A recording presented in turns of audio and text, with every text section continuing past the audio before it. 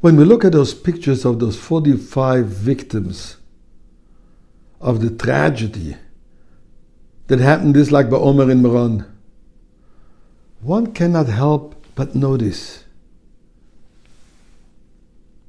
that the angel of death doesn't make a difference between a child of 9 years old and an older person of 65.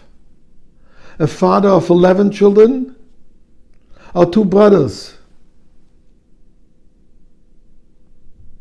What they all have in common is that all of them came to celebrate Lag BaOmer with Rabbi Shimon Bar Yochai, next to Rabbi Shimon Bar Yochai, in the holiest place of Meron. And one wonders, what does it mean to me? How do I react to this?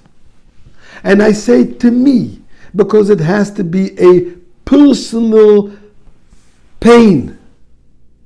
It's something that affects me, not just us. How do I fit myself into the us? David HaMelech, in Psalms chapter 115, which is part of the Hallel that we say during the holidays and not during Rosh Chodesh. David HaMelech says the following words. When he bemoans the difficulty of exile, when he bemoans the fact that God is concealed, he says, Loi lanu Hashem, loi lanu. It's not for us. Not for us, God. Ki l'shimcha ten kavod, but for your name to give honor. Al chazdecha, for your kindness. Al amitecha, for your truthfulness. And we ask Hashem, God, why are you concealing yourself? Why should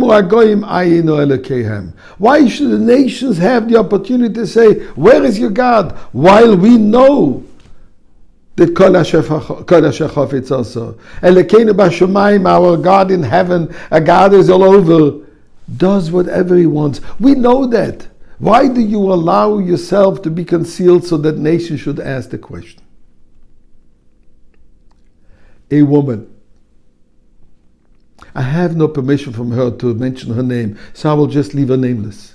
But this is a woman, a Rebbetzin, who within a time span of 18 months lost a daughter, her mother, and then her husband to COVID. And when someone called her to present his condolences, she said the following. Loi lanu Hashem, loi lanu. When we speak to God and say it's not about us, but it's for your glory, we ask, the pasuk continues, Lama, why? Yoimu hagoyim. The nations say why. We don't ask why. We say, what is it that you expect from us? What is it that we need to do? So at this moment, this painful moment, this tragic moment, we have to realize, just like the angel of death didn't differentiate between a Chassid and non-Chassid, a Sephardi and Ashkenazi, and so on and so forth. We have to strengthen ourselves in unconditional love to each and every one. If he looks like me or doesn't look like me, does he pray like me or doesn't he pray like me? Does he pray or doesn't he pray? Does he wear my kind of Shabbos garment or does he wear his kind of Shabbos garment? We have to remember, we are all one. The Rebbe writes in a Yom Yom on the name, on behalf of the Rebbe Rashab,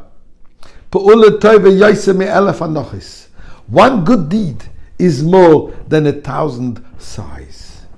Our natural reaction to pain and to suffering is to krächz, to give a sigh.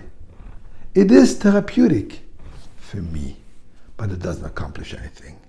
Doing a mitzvah, any mitzvah, is helpful, not just therapeutic, but is helpful in the greater cosmos, godly plan. Let's all go and do another mitzvah in memory of those 45, for the refuah shlema of the 150, and all the others sick people around the world.